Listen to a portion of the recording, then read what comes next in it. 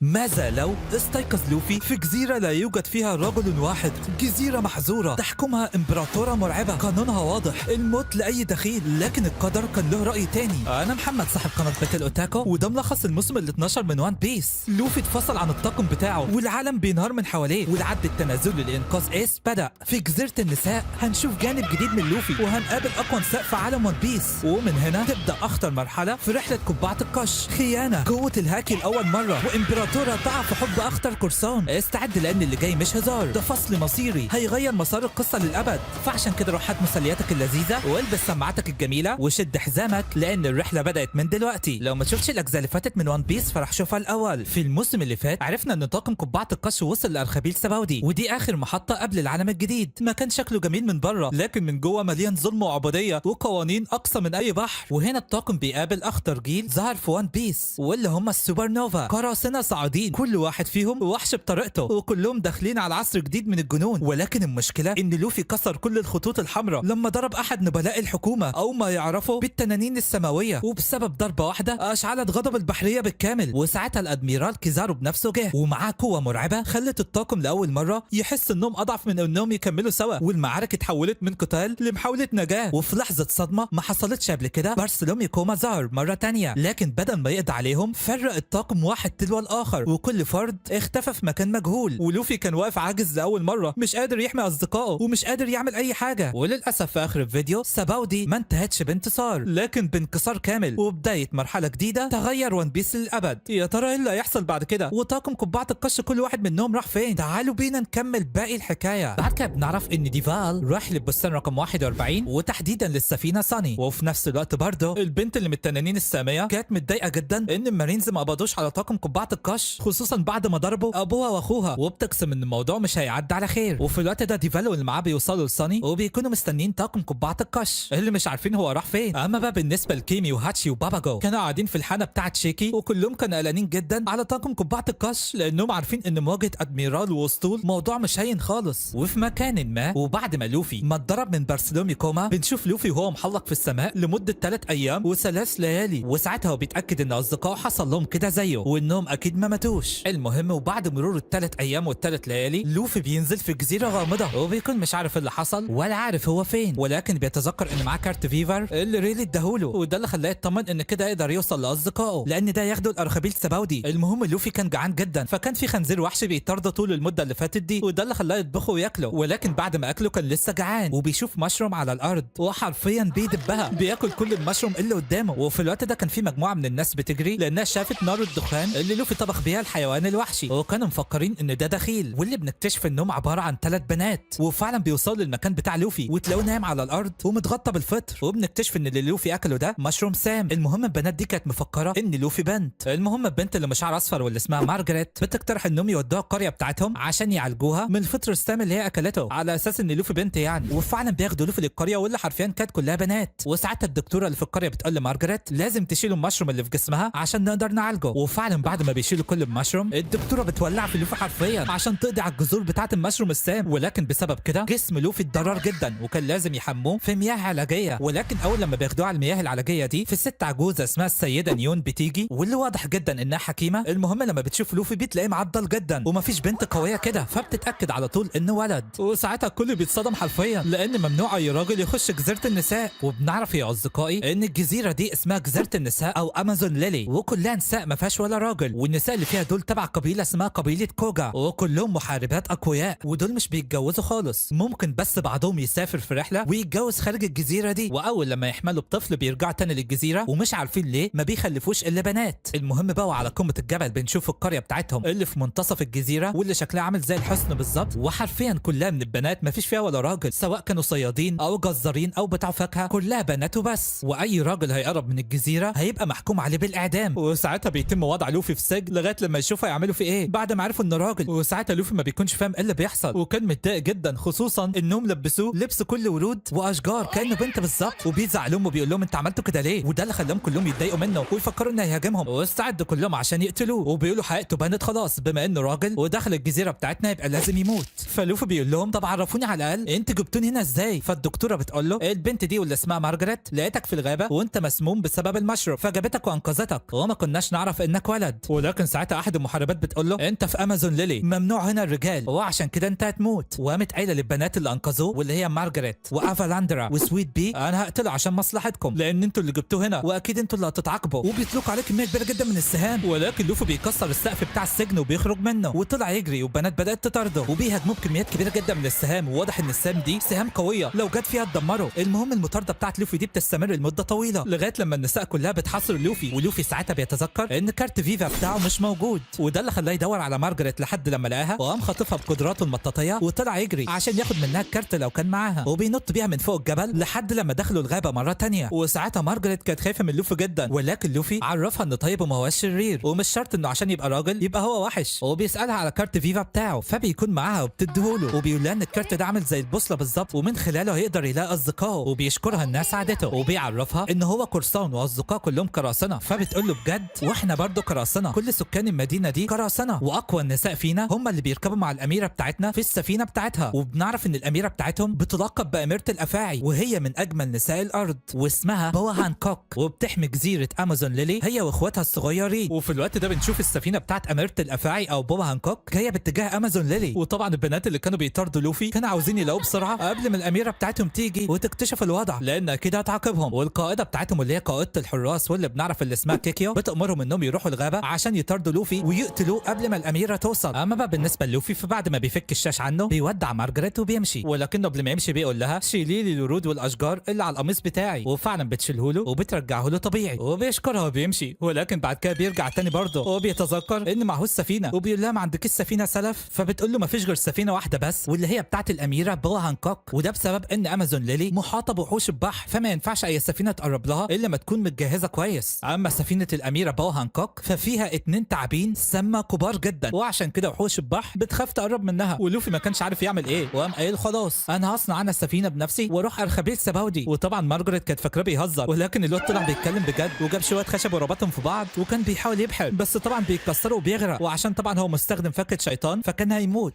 لولا اللي مارجريت لحقته على اخر لحظه، وساعتها بتعرف ان لوفي قلب ابيض وما هوش شرير وان كل اللي هم انه يروح لاصدقائه، وشكلها كده بدات تحبه ولكن بتحاول ترجع لرشدها وقررت تهاجمه، ولوفي كان مستغرب السهام بتاعتهم قويه كده ليه، فبتقول له لاننا مستخدمين عليها الهاكي. وفي الوقت ده كيكي وبقيه النساء جم وكانوا مصممين يقتلوا لوفي، وعلى الجانب الاخر بنتفاجئ ان في سفينه مارين كانت بتنتظر سفينه اميره الافاعي بوا هانكوك، وبنلاقي على السفينه دي نائب ادميرال واللي اسمه مامونجا، وكان مصمم انه يقابل بوا هانكوك. في البدايه الطاقم بتاع بوا هانكوك ما كانش راضي يخليه يقابلها، فمامونجا بيقول للطاقم بتاعها الحكومه بتستدعي بوا هانكوك، وده لان هيتم اعدام ايس احد قراصنه الوايت بيرد او اللحيه البيضاء، فالحكومه بتستدعي التشابوكاي ال7 كلهم لمكان الاعدام واللي من ضمنهم الاميره بوا هانكوك، ولو هي رفضت وما جاتش هيتم سحب لقب التشابوكاي منها. فلما بوا هانكوك بتسمع كده بتخرج من الغرفه بتاعتها، وكان في قطه صغيره واقفه على السفينه فبتضربها، وبالرغم ان ده فعل غير انساني الا ان جنود المارينز اللي كانوا مع مامونجا ما قدروش يقاوموا جمالها وما اهتموش باللي هي عملته. وفي الوقت ده نساء الجزيره كانوا لسه بيطاردوا لوفي ولكنه بقدراته المطاطيه بيقدر يهرب منهم، بس هم قرروا يروحوا وراه وما يسيبهوش. نرجع تاني لبوا هانكوك واللي زي ما احنا عرفنا اللي هي احد التشابوكاي ال7، بتنزل هي واخواتها الصغيرين واللي جسمهم عملاق بطريقه ما والقط بتاعهم الاسود الكبير على السفينه بتاعت نائب الادميرال مامونجا. المهم اختها الوسطى ام شعر اخضر اسمها ساندر سونيا، اما اختها الصغيره خالص ام شعر برتقاني اسمها ماركولود. نرجع تاني لموضوعنا، نائب الادميرال مامونجا بيعيد الرساله تاني لهانكوك وبيقول لها ان ايس هيتم اعدامه بعد اسبوع، مكان الاعدام هيكون المارين فورد واللي هي مدينه المقر الرئيسي للمارينز، ولازم كل التشابوكاي ال7 يحضروا الاعدام، وده لان اكيد اللحيه البيضاء هيحاول ينقذ ايس فلازم الكل يكون جاهز للقتال، ومش التشابوكاي بس اللي هيحضروا، ده ال3 ادميرالات هيحضروا والبحريه كلها تحضر عشان تواجه اللحيه البيضاء. ولكن هانكوك مش بتهتم بالكلام ده كله وبتقول له ما بحبش حد يقول لي اعمل ايه، من الاخر ما بحبش اسمع كلام الحكومه، انا دايما ما حدش بيسالني عملت ايه ولا ما عملتش ايه، وانت عارف ليه؟ لان مهما عملت من افعال حتى لو ضربت قطه بريئه ما حدش يقدر يعمل لي حاجه، وده لاني جميله كلهم بينبهروا بجمالي. وفعلا الكل كان منبهر بجمالها حتى المارينز، وباستخدام فكه الشيطان بتاعتها بتهاجمهم وبتحولهم لحجاره، ولكن نائب الادميرال حاول يقاوم جمالها وطعن نفسه في ايديه عشان ما يتحولش لحجاره، وساعتها هانكوك بتركب على السفينه بتاعتها مره ثانيه وبتمشي عشان تروح الجزيره بتاعتها امازون ليلي. فنائب الادميرال مامونجا بيقول لها وهي ماشيه انا هستناك هنا لمده يومين، لو ما ردتيش عليا وقلتي لي انك هتيجي هبلغ الحكومه برفضك وهيسحبوا اللقب بتاع التشابوكاي منك. المهم السفينه بتاعت الاميره هانكوك بتوصل للجزيره بتاعتها امازون ليلي والناس كلها بترحب بيها، ولما هانكوك بتنزل كان واضح ان الناس كلها بتحبها بسبب الجمال بتاعها، ولكن لما هانكوك سالت الحارسه في حاجه حصلت في غيابي ما رضوش يقولوا لها على موضوع لوفي وكانوا بيتكتموا على الموضوع. اما بالنسبه للجد جدا فبتاخد الجرايد من الطاقم بتاع هانكوك وبتعرف اخر الاخبار. نرجع تاني لهانكوك اللي لما دخلت القصر بتاعها بتسال الخادمه امال فين الحراس بتاع المدينه، فكذبت عليها وقالت لها بيطاردوا قرد في الغابه. نرجع تاني للقرد، قصدي نرجع تاني للوفي، فالبنات بتقدر توقعه في الميه وبسبب كده القبعه بتاعته اتربطت في السمكه وكانت ماشيه بيه في الميه. وفي الوقت ده جدا بتروح تتكلم مع هانكوك وبتقول لها انا عرفت اللي انت مش عاوزه تسمع كلام الحكومه وتحضري مع التشيبوكاي السبعه الاعدام ايس، لو ما عملتيش كده هيتم سحب لقب التشيبوكاي منك، وساعتها امازون ليلي مش هتبقى جزيره امنه، الحكومه هي اللي حميانا من القراصنه والناس الاشرار، لو ما عملتيش كده هتبقى نهايه الشعب بتاعنا. ولكن الاميره هانكوك مش بتهتم بكلامها وقامت ماسكه جدا من شعرها ورميها من الشباك في الشارع. فبيقولوا لها ازاي ترمي ست كبيره كده؟ بتقول لهم انا جميله قوي. فبيقولوا لها اعملي اللي انت عاوزاه. فبتقول لهم يلا جهزوا الحمام بتاعي عشان استرخي. وبنعرف ان الحمام ده عشان يتجهز موال كبير قوي، يعني بيتم طرد اي حد في القصر ومحدش هيفضل في القصر غير اخواتها الاثنين، وبيتم حصار القصر كله من قبل الحراس. وبنعرف ان هانكوك هي اللي امرت بكده لان في عيون غريبه على ظهرها، ولو حد شاف العيون دي من شعبها هيتحول لحجاره، ده الكلام اللي بتقوله لشعبها. المهم نرجع تاني لوفي، السمكه بترميه في الغابه وبعد كده بيتم مطاردته من قبل الافاعي، وده اللي خلاه يطلع تاني على الجبل ويوصل للمدينه، وكان بيدور على سفينه وبينط من فوق السور عشان يسال اي حد على مكان اي سفينه، ولكنه زي الذكي بيقع فوق قصر الاميره هانكوك والسقف بيتكسر وبينزل في مكان الاسترخاء بتاعها، وساعتها بيشوف السر اللي على ظهرها اللي كانت مخبيه عن شعبها كله. وفي نفس الوقت اخواتها بيسمعوا الدوشه وبيخشوا وبيلاقوا لوفي موجود وبيقولوا ايه اللي جاب راجل لجزيره امازون ليلي. فهانكوك بتقول لهم ده شاف السر بتاعي، وقامت قايله لوفي بما انك شفت السر بتاعي يبقى لازم تموت، وبتحاول تحوله لحجاره، ولكن لوفي مش بيتاثر. فبتقول ازاي في راجل قادر يقاوم جمالي؟ وساعتها لوفي طلع يجري وقام ناطط من الشباك، ولكن هانكوك بتقدر تضربه وتصيبه في رجله وبتأمر كل النساء انهم يطاردوه، وفعلا بيروحوا بيحاوطوه، ولكنه بيستعمل قدره المطاط بتاعته وبيطير بعيد عن هنا. وفي الوقت ده جدا كانت قاعده وبتقرا الجرايد، ولكن بالصدفه لوفي بيعدي من جنبها وبيشوف انها بتاكل لحمه، فبياخد حته اللحمه بتاعتها، ولما جدا بتشوفه بتشبه عليه ان قائد طاقم قبعه القش وبتطلع تجري وراه وبتضربه، وده عشان تتاكد اذا كان هو ده لوفي ولا لا. وفعلا بتتاكد، ولكن للاسف الاوان قد فات والحراس كلهم كانوا حصروا لوفي، وبيتم اخذ لوفي لساحه كبيره جدا بتاعه قتال، وعدد كبير جدا من سكان امازون ليلي بيكون موجود. وساعتها هانكوك واخواتها بيحضروا، وهانكوك بتقول للوفي انت جيت هنا ليه؟ فلوفي بيقول لها موضوع كبير قوي، بس انا دلوقتي عاوز سفينه عشان اروح لاصدقائي. وفي الوقت ده مارجريت كانت زعلانه جدا على لوفي لان عارفه ان هيتم اعدامه، وهي شكلها بدات تحبه. المهم هانكوك بتقول لوفي انت تم الحكم عليك بالاعدام، وده لان مفيش راجل بيجي الجزيره دي الا ولازم يموت. وساعتها مارجريت بتتدخل وبتقول لهم لوفي مش بيكذب خالص، ارجوك يا اميره الافاعي هو بس عاوز سفينه عشان يروح لاصدقائه. فهانكوك بتقول لها بس هو راجل وجا الجزيره دي يبقى لازم يموت.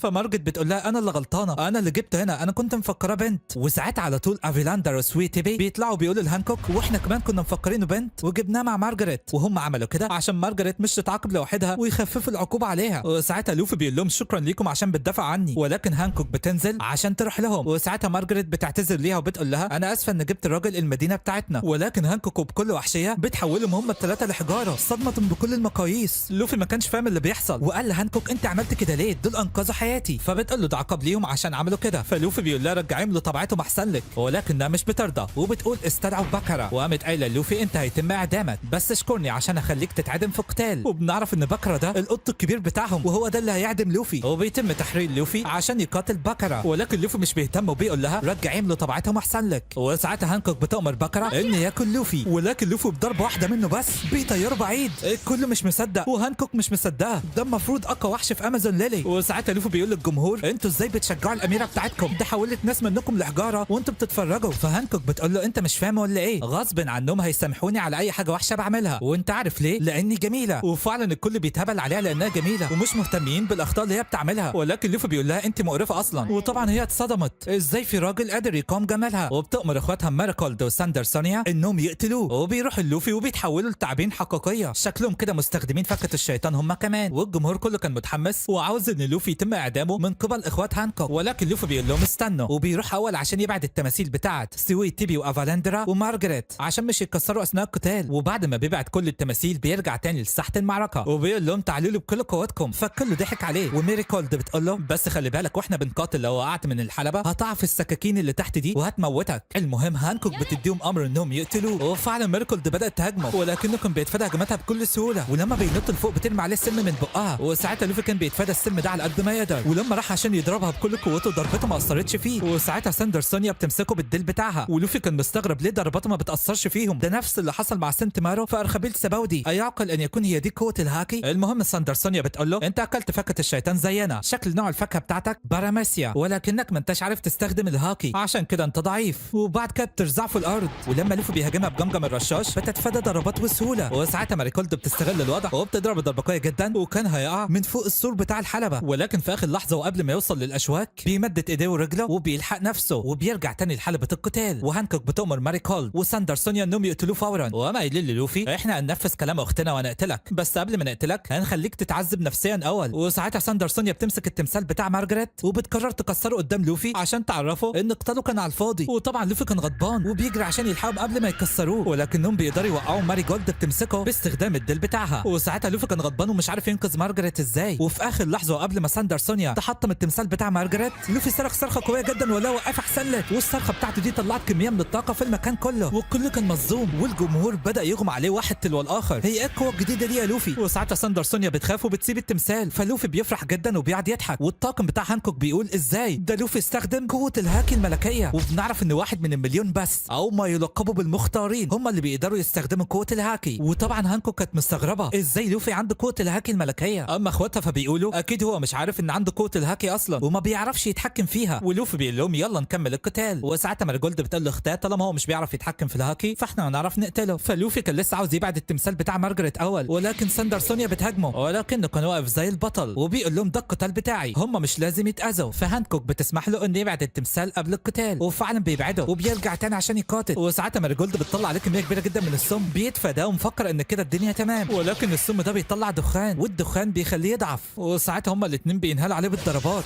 ولما لوفي بيهاجمهم ضرباته ما بتجيش فيهم. وساعتها ماريجولد بتضربه ضربه قويه جدا بالطياره خارج الحلبه كده هيقع في الاشواك، ولكنه بيمدد ايديه وبيمسك في السور في اخر لحظه وبدا يتدحرج باستخدام ايديه. وطبعا ماريجولد كانت بتهاجمه باستخدام السم بتاعها وبينط لفوق وبيستخدم جمجم بالون وبيطلع كميه كبيره جدا من الهواء بيطير كل السم اللي في الحلبه، وبكده يعرف يقاتل تاني من غير مشاكل. وبيقول لهم استعدوا للجوله الثانيه من القتال، وبدا يستخدم جير 2 يا اصدقائي. الكل كان مستغرب جسمه احمر كده ليه، ولما ساندر سونيا بتهاجمه كان بيتفادى هجماتها، وده اللي خلى سونيا تقرر تستخدم كل قوتها وبتستخدم حاجه اسمها مادوسا هير او شعر مادوسا، وبتهاجم لوفي بالثعابين بتاعت شعرها ولكنه بيتفاداها بكل سهوله. وساعتها لوفي بيغضب على الاخر وبيمسكها من رقبتها باستخدام ايديه وبيشدها وبيفنشها في الارض. ممتاز يا لوفي، كده فاضل ماريجولد بس. وساعتها لوفي بيشحن قوته عشان يخلص عليها هي كمان وبيهاجم بجيت بازوكا وبيفنشها هي كمان. وساعتها هانكوك بتقول لاخواتها اطلقوا العنان لقوتكم ما تخلوش يتفوق عليكم. وساعتها هما الاثنين بيلفوا حواليه وماريجولد بتولع في نفسها وبتستخدم هي كمان شعر مادوسا هجوم اسمه السالامندر، وهما الاثنين قرروا يقتلوه، ولكن لوفي بيستخدم جمجم الرشاش حرفيا قطع لهم تعابين شعرهم. يخرب بيت قوتك يا لوفي، وبيضربهم، وبسبب ان ضربهم هما الاثنين بيلزقوا في بعض والنيران بتاعت ماريجولد بتيجي في ساندر سونيا وبتتصاب اصابه خطيره جدا. وغير كده كمان لوفي ربطهم في بعض، وساعتها سونيا كانت هتقع لولا انها مسكت في المدرج، ولكن المشكله ان النار هتحرق الهدوم اللي على ظهرها والسر اللي هما مخبيينه عن الناس هيبان. وساعتها لوفي بينط على ظهرها عشان يحمي السر ده، فلوفي بيقول لها ما تتحركيش حتى لو انت عاوزين تقتلوني فانا مش عاوز اقتلكم. وساعتها الكل بيتاكد ان لوفي مش عاوز يأذيهم وانه بيساعدهم، لدرجه انه نط على ظهر سونيا عشان سرها مش يتكشف للناس، وده لان هانكوك قالت له لما كانوا في الحمام ان ده سر وما ينفعش حد يشوفه، وبالرغم ان مش فاهم الا انه ما حبش ان سرهم يتكشف للناس. وساعتها هانكوك لما بتشوف كده بتؤمر الناس كلها انهم يغادروا المكان، وفعلا الناس بتمشي، وهانكوك بدات تتذكر الماضي بتاعها اللعين، وبعد كده بتقعد وكانت عماله تعيط. المهم بعد ما لوفي اتاكد ان الدنيا امان بيسيب ساندر سونيا، وساعتها لوفي بيمسك تمثال مارجريت وبيقول لهانكوك هتعمل ايه؟ فبتقول له انا ممكن ارجع الثلاثه لطبيعتهم بس انا عندي عرض ليك، انا هحقق لك طلب واحد بس، يا اما اديك سفينه وتروح لاصدقائك يا اما افك التحجير عن البنات اللي انقذتك. لوفي بيقول لها يا سلام ده الموضوع سهل قوي، خلاص يلا فك التحجير عنهم، وده اللي خلى الكل يتصدم، كانوا مفكرين لوفي هيبقى اناني ويختار نفسه. وفعلا هانكوك بتروح عشان تفك التحجير عن سويت تيبي ومارجريت وافيلاندرا. اما بقى بالنسبه للناس اللي كانت واقفه خارج الحلبه فبيلاقوا باب بيتفتح والثلاث بنات اللي كانوا متحجرين بيطلع لهم، وكلهم بيعرفوا ان لوفي هو اللي انقذهم وان بالرغم انه راجل الا انه مش عدو ليهم. اما بقى بالنسبه للوفي فهانكوك بتاخده للغرفه بتاعتها الخاصه واخواتها بيكونوا معاها. المهم هانكوك بتنادى على لوفي وقامت موريه ليه السر اللي على ظهرها واللي بتكون علامه شكلها غريب جدا يا اصدقائي. فلوفي بيقول لها انا شفت العلامه دي قبل كده، كانت عند صديقي البرمائي واللي اسمه هاتشي ولكنها كانت مختلفه شويه. فالجده نيون بتيجي وبتقول له هانكوك ما تقولي لي الحقيقه، انت مخبيه عنه ليه؟ هو جدير بالثقه ما تخافيش منه. وقامت قايله لوفي انت سمعتك سبقاك، الناس كلها بتتكلم عليك في الجرايد، اللي انت عملته في ارخبيل سباودي ده انت ضربت سليستيان دراجون او احد نبلاء الحكومه. وساعتها الكل بيتصدم بالذات هانكوك. فلوفي بيقول لهم اعمل ايه يعني، هو كان مستفز جدا ويستحق الضرب. وحرفيا هانكوك هانكوك ما كانتش مصدقه الشجاعه بتاعت لوفي، وبما انه ضرب تنين سماوي عرفت انه يستحق الثقه وعنده الشجاعه الكافيه انه يعرف السر بتاع العلامه اللي على ظهرها، وقامت قايله له العلامه اللي على ظهر دي الوشم بتاع التنانين السماويه او نبلاء الحكومه، اي حد هم بيشتروه عبد بيعملوا عليه العلامه دي، والحقيقه اللي انا واخواتي الاثنين كنا عبيد عند التنانين السماويه. وطبعا لوفي كان مصدوم، فبتقول له وانا عندي 12 سنه كنا ماشيين بالسفينه بتاعتنا انا واخواتي الصغيرين، ولكن تم خطفنا من تجار العبيد وباعونا في المزاد، وهنا بدات اصعب فتره في حياتنا. اول حاجه تم كينا بالنار عشان يتعمل علينا العلامه بتاعت التنانين السماويه، وفضلنا عبيد عندهم لمده 4 سنين، 4 سنين من العذاب، لحد لما جه شخص شجاع وتسلق على الجبل بتاع الخط الاحمر ودخل الارض المقدسه ماريجوا، ارض التنانين السماويه. والشخص ده كان قائد لطاقم كامل من قراصنات فيشمان ايلاند او البرمائيين، واسمه فيشر تايجر. المهم دخل على ماريجوا عشان يحرر البرمائيين اللي اتاخدوا كعبيد عند نبلاء الحكومه، وفعلا حررهم، بس صعبنا عليه وحررنا معاهم، وساعتها قدرنا نهرب من الجحيم ده. وفي نفس الوقت العلامه اللي على ظهرنا او اللي عند اي عبد من عبيد نبلاء الحكومه ما ينفعش تتشال ابدا، وعشان كده البرمائيين قاموا عاملين عليها علامه تانية بحس شكلها يتغير. وساعتها لوفي فهم ليه هاتشي العلامه دي كانت موجوده على راسه، لانه كان متاخد عبد قبل كده عند نبلاء الحكومه، ولكن فيشر تايجر هو اللي حرره. والجده نيون بتقول له ان فيشر تايجر مات من زمان جدا، وساعتها القراصنه اللي كانوا تحت ايديه انقسموا لمجموعات صغيره زي ارلونج وهاتشي والناس دي كلها. المهم هانكوك بتقول لوفي انه لما كان عبيد عند نبلاء الحكومه هم اللي اجبروهم ياكلوا فاكهه الشيطان عشان يسلوهم. هانكوك اكلت فاكهه الحب واخواتها اكلوا فاكهه الثعابين. وبالنسبه للعلامه اللي على ظهرنا فاحنا بنغطيها ومش عاوزين شعبنا يشوفها عشان ما يعرفوش ان احنا كنا عبيد قبل كده وهربنا، لان لو حاجه زي كده اتسربت للحكومه هيرجعونا عبيد تاني، وانا مش هتحمل حاجه زي كده، عشان كده بخدع شعبي وما بقول لهمش حقيقه العلامه اللي على ظهري، وبقول لهم انها عباره عن عيون لو حد شافها هيتحجر. وبعد كده بتقول له لوفي اكيد دلوقتي انت استحقرتني لما عرفت ان انا عبده، بس هو بيقول لها بطلي الهبل اللي انت بتقوليه ده، انا اصلا بكره نبلاء الحكومه. وده اللي خلى هانكوك تبدا تعجب بلوفي، وقالت له خلاص انا هديك السفينه بتاعتي عشان تروح بيها لاصدقائك. وطبعا لوفي كان طاير من الفرحه وقام قايل اخيرا اروح لاصدقائي وهمشي من هنا، ولكن ساعتها هانكوك حست ان في الم في صدرها. المهم بتعرف لوفي ان في وليمه النهارده وان هي هتاكله عشان واضح انه جعان، وطبعا لوفي بيشكرها، وفعلا ميعاد الوليمه بيجي ولوفي كان عمال ياكل زي المجنون، والكل كان بيستغرب هو بياكل كده ليه، لان البنات بتاكل في هدوء، ده بطنه اتنفخت من الاكل. فلوفي بيمسك المعلقه والحله وبيقول لهم انتوا مالكم بتعملوا كده ليه؟ مفيش حد بيغني ليه؟ يلا الكل يغني ويرقص، وقعد يغني ويرقص، وساعتها البنات كلها فرحت وقعدوا يضحكوا، ده غير ان قعد يعمل لهم حركات مضحكه وخلى الجو كله مرح بدل الجو الكئيب اللي كانوا قاعدين فيه. شكل كده كل سكان امازون ليلي هيبداوا يحبوا لوفي. المهم بعد ما خلص اكل بيروح يتمشى مع مارجريت، بغض النظر عن حته اللحمه الكبيره اللي اخدها معاه. فمارجريت بتقول له تعال عشان اوديك عند الجده نيون عشان انت هتبات هنا النهارده لان السفينه بتاعتك هتنطلق بكره. وفعلا بتاخد لوفي عند الجده نيون، واللي كانت بتقرا الجرائد وبتقول له انا زعلانه جدا من هانكوك، هي من التشابوكاي السبعه لكنها بتعرض الحكومه. وساعتها لوفي بيتصدم لما عرف ان هانكوك من التشابوكاي السبعه، وده اللي خلى الجده نيون تقول له انت ما بتقراش الجرايد ولا ايه؟ ده الدنيا مقلوبه، هانكوك الحكومه خلتها تبع التشابوكاي السبعه من 11 سنه، ولكن دلوقتي منصبها ممكن يتاخد منها، وعرفت ان التشابوكاي السبعه والمارينز كلهم هيخوضوا حرب ضد اللحيه البيضاء. وطبعا لوفي كان مصدوم، فبتقول له استنى ده لسه التقيل جاي، الحكومه العالميه قررت تعدم ايس احد افراد طاقم اللحيه البيضاء، وطبعا اللحيه البيضاء ما بيحبش حد من افراد الطاقم بتاعه يموت، فعشان كده هيعمل حرب. وطبعا لوفي لما سمع كده اتصدم، ايس اخوه هيتم اعدامه، فبتقول له ايس كان بيقاتل اللحيه السوداء وتم هزيمته، واللحيه السوداء سلموا للحكومه عشان تعدمه في المقابل انهم يخلوه احد التشابوكاي مكان كروكودايل. وساعتها لوفي قال لها انت عارفه انت بتقول ايه؟ ايس ده يبقى اخويا يعني ايه هيتعدم؟ فالجده نين بتقول له انا ما كنتش عارف ان اخوك فرصته الوحيده عشان يتم انقاذه ان اللحيه البيضاء ينتصر في الحرب، الاعدام هيتم في المارين فورد كمان 6 ايام من دلوقتي. فلوفي بيقول اذا كان انا لو رجعت الارخبيل سباودي الموضوع هيقعد اسبوع، فمش هلحق اتجمع انا والطاقم بتاعي عشان انقذه. فالجده نين بتقول له هو مسجون دلوقتي في سجن امبل داون، لو انت اخدت سفينه مارينز هتقدر توصل هناك في 4 ايام. بص يا سيدي في 3 بوابات عداله، واحده في انس لوبي وواحده قدام سجن امبل داون وواحده قدام المارين فورد، فلو انت ركبت في سفينه البحريه هيبقى سهل جدا تدخل من بوابه العداله اللي خاصه بسجن امبل داون، لكن لو ركبت في اي سفينه تانية هتلف حوالين بوابه العداله عشان توصل لامبل داون، والموضوع هيقعد اكتر من اسبوع. فلوفي بيطلع كارت فيفر اللي معاه بتاع اخوه وتلاقي قرب يتحرق كله ويخلص، وساعتها لوفي قال ده ما عادش قدامه كتير، حياته كلها في خطر، وقام قايل انا اسف يا اصدقائي هضطر اتخلى عنكم دلوقتي وعلى بال لما انقذ اخويا ايس، يعني بمعنى صح مش هيرجع يقابل طاقم قبعه القش في ارخبيل سباودي دلوقتي. فالجده نيون بتقول له انت مش عارف انت بتقول ايه، انت تعتبر نمله في مواجهه عاصفه، انت هتواجه الحكومه كلها لوحدك. ولكن لوفي بيقول لها انا هروح انقذ اخويا يعني هروح. فنيون بتقول له بغض النظر ان فرصتك 1% انك تنقذه، بس لازم تنقذه قبل ما يروح المارين فورد، لان لو راح هناك هيبقى في 3 ادميرالات والتشابوكاي السبعه ده غير جنود المارينز. اما بقى بالنسبه لسجن امبل داون فده مستحيل حد يخترقه، ولكن لوفي برضه مش بيهتم، فبتقول له خلاص في فرصه صغيره ممكن تنجح انك تروح هناك لو خليت الاميره هانكوك اميره الافاعي توافق انها تروح اعدام ايس كاحد التشيبوكاي السبعه. ممكن تاخدك معاها وتتسلل للسفينه بتاعه المارينز اللي موجوده وواقفه دلوقتي خارج الجزيره. وفعلا كانوا رايحين عشان يتكلموا مع هانكوك، ولكن اول لما وصلوا للقصر الخادمه بتقول لهم الحقوا الاميره تعبانه قوي. وساعتها لوفي ونيون بيخشوا يطمنوا عليها، ولكن الجده نيون بتفهم اللي بيحصل وبتقول للوفي استناني بره. وبنشوف هانكوك وهي قلبها وجعها جدا، وحتى الدكتوره ما كانتش عارفه ايه اللي عندها، ولكن الجده نيون بما انها خبره فهمت كل حاجه. عارفين ايه اللي عندها؟ انه الحب يا ساده. الاميره هانكوك عشقت لوفي، وبما ان اول حب في حياتها فعمل لها وجع في قلبها ومش متحمله انها يمشي. والجده نيون طبعا هي اللي بتقول كل ده. هتقولوا لي طب ما ممكن يكون هي تعبانه فعلا، مش شرط تكون بتحب يعني. هقول لكم اذا كان اول لما الجده نيون بتقول لها لوفي مستنيكي بره عاوز يتكلم معاكي في موضوع مهم، قامت زي الحصان وراحت تقول له انت محتاج ايه، وعرفها بموضوع اخوه ايس وان محتاجه توافق على كلام الحكومه بما انها احد التشيبوكاي، بحس يتسلل معاها على السفينه بتاعه البحريه ويروح ينقذ اخوه. والغريبه ان هانكوك ما فكرتش لحظه ووافقت على طول وقالت له اللي تؤمر بيه، وطبعا الكل كان في صدمه. وفعلا على طول هانكوك بتتصل بنائب الادميرال مامونجا وبتقول له انا موافقه على الطلب بتاع الحكومه بس بشرط واحد، تاخدني لسجن امبل داون اول وتخليني ازور ايس قبل ما يتم اعدامه. وفعلا بيوافق، وساعتها لوفي وهانكوك بيستعدوا علشان يروحوا للسفينه بتاعته. وطبعا سكان امازون ليلي كلهم بيودعوا لوفي، ولوفي بيودع مارجريت واصدقائها وبيقول لها المره الجايه هجيب اصدقائي واجازركم. المهم بعد كده السفينه بتاعت هانكوك بتنطلق عشان تروح للسفينه بتاعت الادميرال مامونجا. وفعلا هانكوك بتوصل لمامونجا وبيقول لها ما تقلقيش انا هحقق لك الشرط بتاعك، تواصلت مع سجن امبل داون وطالما انت الوحيده اللي هتخش السجن مفيش مشكله. وفعلا هانكوك بتركب السفينه بتاعت مامونجا وبنعرف ان لوفي كان مستخبي داخل المعطف بتاعها. وساعتها مامونجا بيقول لها لو انت عاوزان ننطلق بالسفينه لازم تفك التحجير عن المارينز اللي انت جمدتيهم. وفعلا هانكوك بتفك التحجير عنهم. وعلى الجانب الاخر وفي المقر بتاع الحكومه سينجوكو بيعرف ان هانكوك وافقت انها تحضر مع التشيبوكاي كلهم لمارين فورد عشان يقتلوا اللحيه البيضاء. وساعتها سينجوكو بيقول بما انها وافقت يبقى كده 6 من التشيبوكاي وافقوا، واحد بس هو اللي ما وافقش وعشان كده سجناه في امبل داون، وده لانه رافض يقاتل اللحيه البيضاء لانه صديقه. وبنعرف انه بيتكلم عن واحد اسمه جينيبي. وفي نفس الوقت بيتم تبليغ سينجوكو ان كل القراصنه اللي كانوا في ارخبيل سباودي تم القبض عليهم من قبل الادميرال كيزارو، ما عدا طبعا طاقم قبعه القش اللي هرب. وبرضه بيتم تبليغه ان الادميرال جارب راح سجن امبل داون، وفعلا بنشوف جارب وهو داخل سجن امبل داون وكان رايح يزور ايس. شكل كده الموضوع هيولع. اما بقى بالنسبه للوفي فكان بيحلم باصدقائه، ولما صحى اتلاقى هانكوك قعدته في اوضه وقافله عليه عشان محدش من المارينز يشوفه. بس صحيح هو ايه اللي حصل لاصدقاء لوفي؟ عشان نعرف لازم نرجع 3 ايام لورا. وساعتها بنلاقي نامي بتقع في جزيره شكلها غريب جدا وراجل عجوز بيشوفها لما وقعت، ولما بتفتح عينيها بتلاقي نفسها في بيت الراجل العجوز ده. في البدايه طبعا كانت خايفه، لكن بعد كده بتقعد مع الراجل العجوز ده وبيقعدوا يفطروا وبيعرفها انها وقعت من السماء على الارض وهو اخدها وعالجها. وبعد كده بيجيب لها حبل شكله غريب جدا فيه 3 عقد، كل ما يشد عقده بيطلع كميه كبيره من الهواء لحد لما وصل للعقده الثالثه واللي بتعمل هواء كبير جدا. المهم لما نامي خرجت بره البيت اتلقت في اعصار قوي جدا جاي باتجاه المكان اللي هم فيه، وعرفت ان الوضع خطر جدا. ولكن لما بتدخل وبتقول للراجل العجوز كان واضح انه مش مهتم، كانه متعود على حاجه زي كده. وبعد كده بيخرج وبيسيبها وبيقول لا انا هتصرف انا. والغريب ان بالرغم من الهواء الشديد الا انه كان محاط بنفسه بكميه من الطاقه بتخليه مش بيتاثر بالهواء. وساعتها نامي قررت تتتبعه، والعاصفه كانت قويه جدا وما هياش عارفه تمشي كويس، وده اللي خلاها تستخدم العصا بتاعتها وربطت فيها الحبل اللي فيه 3 عقد اللي الراجل العجوز اداها لها، وفكت ال3 عقد مره واحده وطلعت كميه كبيره جدا من الهواء باتجاه السحب اللي في السماء. والغريب ان السحب كلها اتفرقت والشمس طلعت تاني. ممتاز يا نامي، شكل الراجل العجوز ده هيخليك قويه في استخدام عصا الطقس. وساعتها الراجل العجوز بيجي لها وبيكون مستغرب من القدرات بتاعتها، وبنعرف انهم في جزيره سماء اسمها وزاريا. طب هترجع للطاقم الوقت ازاي؟ وعلى الجانب الاخر وفي جزيره ثلجيه كان في راجل كبير ماشي مع ابنه والكلب بتاعهم، وساعتها بيلاقوا فرانكي واللي متصاب اصابات خطيره جدا، ولكنه بيقوم وما بيكونش مهتم وبيقعد يرقص ويهايبر كالعاده. وساعتها الاب والاب اعجبوا بشخصيته، ولكن طبعا الدنيا ساقعه فبيقولوا له انه في جزيره كاراكوري وتحديدا مملكه المستقبل بولغمور واللي بيتولد فيها العباقره. المهم من كتر الساعه فرانكي اتجمد وقرروا ياخدوه بسرعه لمكان عشان يعالجوه فيه، وفعلا بيودوه المدينه اللي واضح انها متقدمه جدا. ولما الدكاتره شافوه وعرفوا انه محتاج كوكاكولا عشان يشحن الطاقه بتاعته، بس ما كانش عندهم كوكاكولا وكان عندهم شاي، فهم حاطين له شاي. فلما خرج للواد الصغير وباباه شخصيته كانت مختلفه وكان مهذب بطريقه زياده عن اللزوم، فالواد كان مستغرب وبيقول له انت عامل كده ليه؟ احنا لازم نلاقي لك كوكاكولا بسرعه. وبنعرف ان المدينه اللي فرانكي موجود فيها دلوقتي كان فيها مختبر خاص بالدكتور فيجا بانك. اما بقى بالنسبه لتشوبر فبيصحى وبيلاقي طائرين عملاقين قاعدين حواليه، ولما بيحاول يهرب فضلوا يلعبوا بيه كوره لحد لما وقعوه من فوق العش بتاعهم. ولما بينزل على الارض بيفضل يتمشى في الجزيره الغريبه اللي هو فيها دي، ولكن بيجي حد من وراه وبيضربه على دماغه فبيغم عليه، ولما بيفتح عينيه بيلاقي نفسه معمول وليمه لوجبه عشاء، وقبيله غريبه من السكان البدائيين هم اللي كانوا عاوزين ياكلوه، ولكن فجاه وقبل ما ياكلوه الطيور العملاقه بتيجي وبتهاجمهم، وده اللي خلى القبيله دي كلها تطلع تجري. اما تشوبر فما كانش عارف يتحرك لانه مربوط، ولكنه بيفك نفسه في اخر لحظه وبيقع على الارض. وبنعرف ان الجزيره اللي هو فيها دي جزيره كنز اسمها مملكه تورينو، والطيور هي اللي بتتحكم في البشر في الجزيره دي. اما بقى بالنسبه لسانجي فبيصحى بيلاقي نفسه في جزيره شكلها حلو جدا، ولما بيمشي في الجزيره بيلاقي بيت شكله غريب فبيخبط على الباب وبيكون في بنات بتراقبه. المهم البنت دي بتفتح له الباب فبيكون مفكرها شكلها يبقى حلو، ولكن لما بيبص بيلاقي الحقيقه مرعبه، البنت دي شكلها وحش قوي فخاف وطلع يجري بره البيت، ولكن بيلاقي ان البنات اللي كانت بتراقبه كلهم شكلهم مقرف ووحش وكلهم كانوا عاوزين يؤذوه، وطبعا هو طلع يجري. وبنعرف ان الجزيره اللي هو عليها دي اسمها جزيره النساء الثانيه، كل اللي فيها حتى الحيوانات نساء شكلهم بشع جدا. وفي الوقت ده في مكان كله تلج برضه كان في بنت صغيره قدرت انها تلاقي روبن واللي كانت حالتها صعبه، وبنعرف ان روبن في جزيره اسمها تيكيلا وولف، ودي جزيره في الازرق الشرقي. المهم البنت الصغيره دي قررت تاخدها للبيت بتاعها لان الجو ساقع جدا، وواضح ان الجزيره اللي هم فيها دي الامن فيها بيعذب المواطنين وبيجبرهم على الشغل. المهم البنت الصغيره واللي اسمها سورين ودت فعلا روبن للبيت بتاعها، ولكن اهل البنت ما كانوش عاوزين روبن لانهم خايفين من الامن او مسؤولين الحكومه اللي في الجزيره، ولكن سورين بتقول انا اخبيها في الغرفه بتاعتي، وفعلا سورين بتوديها في الغرفه بتاعتها وبدا يتكلموا مع بعض. وبنعرف ان سورين عمرها ما غادرت الجزيره دي وكان عندها فضول جدا تعرف العالم الخارجي عامل ازاي، وبتخلي روبن تحكي لها عنه، ولكن فجاه الجرس بيرن وبنعرف ان ده وقت الشغل، وسورين بتضطر تسيب روبن عشان تشتغل. ده بتشتغل بالليل وبالنهار يا اصدقائي، الشغل القاسي ده. المهم روبن لما بتفتح عينيها النهار بيكون جه وسورين بتكون جت هي كمان، فروبن بتقول لها هو ايه نوع الشغل بتاعك؟ سورين بتقول لها احنا بنبني جسر، القريه اللي احنا فيها دي على جسر كبير جدا، والجسر ده طويل وضخم وبيربط كل الجزر ببعضها، والناس فضلت تعمل لمئات السنين عشان تقدر تبنيه، واحنا لازم نكمل الجسر ده. ولكن للاسف وعلى امل انها تتحرر من العبوديه، واحده من النساء بتروح تشي ان روبن موجوده في البيت بتاع سورين، وساعتها الضباط